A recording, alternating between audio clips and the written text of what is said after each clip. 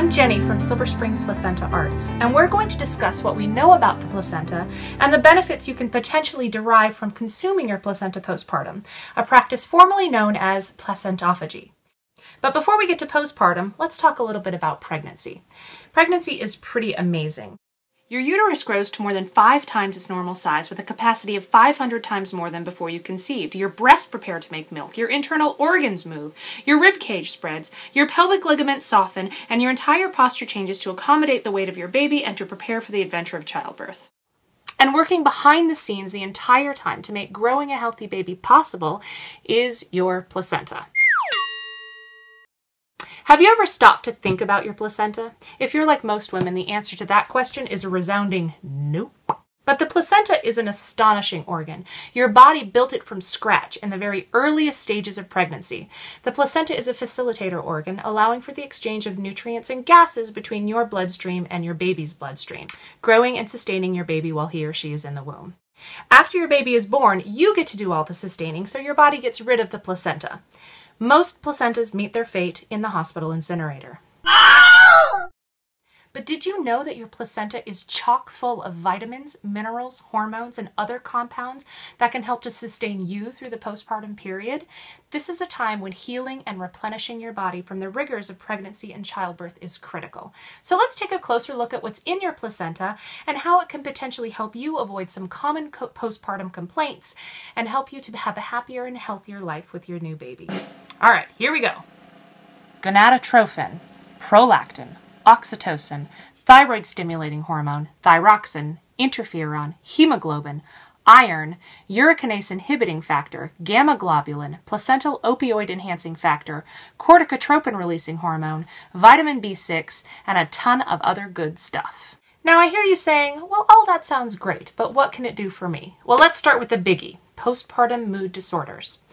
9 to 16% or up to 1 in 7 women are diagnosed with postpartum depression or some other form of postpartum mood disorders. And that's just the cases that are reported. Some experts believe that the actual number of cases of postpartum mood disorders could be as high as 20% of all postpartum women. Among women who suffered postpartum depression in previous pregnancy, the prevalence increases to 41%. For half of all women diagnosed with postpartum depression, it's their very first episode of depression. So what can your placenta do for the baby blues, postpartum depression, and other postpartum mood disorders? Well, some researchers at NIH have discovered that new mothers have lower than normal levels of a stress and depression-fighting hormone known as corticotropin-releasing hormone, or CRH, which is normally produced by the hypothalamus. The placenta produces huge amounts of CRH during late pregnancy.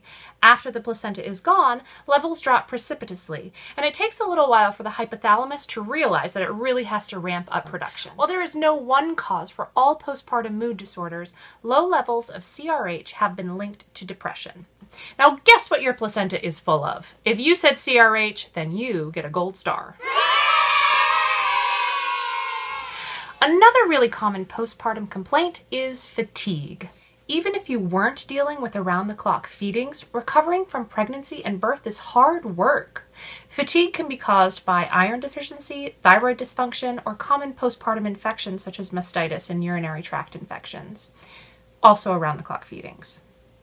The savvy mama who pops placenta pills postpartum gets personalized doses of iron, which deals with iron deficiency anemia, thyroid-stimulating hormone, which boosts thyroid function, which in turn boosts energy levels, and gamma-globulin, which is an immune booster that protects against postpartum infections. Fatigue is a major risk factor in postpartum depression, so dealing with the root cause can head these issues off at the pass. An average-sized placenta contains up to 170 milligrams of iron. That packs a big punch against anemia, fatigue, and possibly even postpartum depression. All postpartum women deal with bleeding, after pains, and the general soreness associated with birth. Once the baby and the placenta have vacated the premises, your uterus needs to clamp down quickly to stop postpartum bleeding and return to its non-pregnant size. Now, amazingly enough, your placenta contains the goods to make that happen more quickly. Do you know what that magic hormone is? It's oxytocin. Yes, that oxytocin, the same oxytocin that started and sustained labor contractions and is released during breastfeeding. Do you know why many doctors routinely administer Pitocin immediately after birth? It's because Pitocin is a synthetic form of oxytocin and, wait for it, it helps the uterus clamp down after birth. Now, I know a few midwives who have a little secret of their own for preventing or stopping a postpartum hemorrhage. A smoothie given immediately after birth containing a small piece of the placenta and fruit and stuff, you know, so you don't have to taste the placenta. This does the same job as synthetic hormones, but without the synthetic hormones. Consuming the placenta postpartum can help shrink the uterus down more quickly, thus minimizing postpartum bleeding and those crummy after pains that are associated with uterine involution. Oxytocin is also known as the love hormone. It is surging in your body during labor and breastfeeding and is part of what makes you fall in love with your baby. That and those cheeks. Placental blood is also rich in stem cells, which have a regenerative function. Now, instead of tossing those amazing little cells into the incinerator, consider how they might be of help to you in faster healing after birth, particularly if you had any perennial tears or gave birth via C-section. Now, another amazing compound that your placenta contains is called placental opioid enhancing factor, or POEF for short. Research has found that POEF seems to be involved in the elevation of pain threshold. POEF builds during late pregnancy, peaks at or just before birth, and drops during the first 9 to 12 hours postpartum.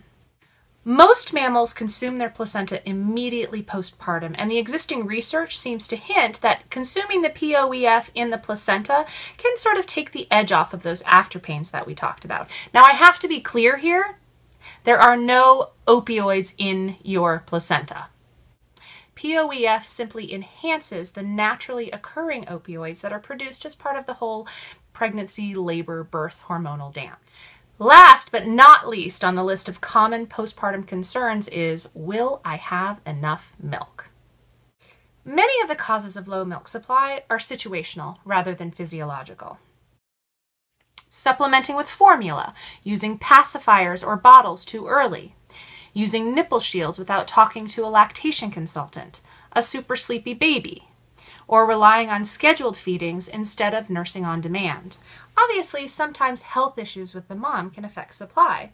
Women with uncontrolled anemia or hypothyroidism can have low supply. A postpartum hemorrhage can affect supply, as can an infection or a retained placenta. Now, we've already talked about how the placenta has things that can potentially aid in all of these problems. It has iron to help combat anemia. It has thyroid stimulating hormone, which boosts your thyroid function. It has oxytocin, which helps to clamp down and stop postpartum bleeding. And it has gamma globulin, which helps your immune system fight off those common postpartum infections. It also has prolactin, which, as its name might imply, promotes lactation. Now, a study done in Europe showed that 86% of participants had a positive reaction to ingesting dried placenta when attempting to boost milk supply. Now, more research is needed in this area, but those are pretty good numbers in my opinion, and anecdotal evidence continues to pile up every day from women around the world who have used placenta remedies to boost their milk supply. So what conclusions can you draw about placentophagy? Well, the research has clearly shown us what is in the placenta and the exciting potential that consuming the placenta has for remedying common postpartum concerns. Now, as with everything about your body, your baby, your birth, the choice is yours. But I hope that now the idea of consuming your placenta isn't as hippy-dippy or far-fetched as it was at the beginning of this video. So take a minute to consider the evidence and then join the thousands of women every year who enjoy the benefits from their very own homemade powerhouse of healing, the completely amazing placenta.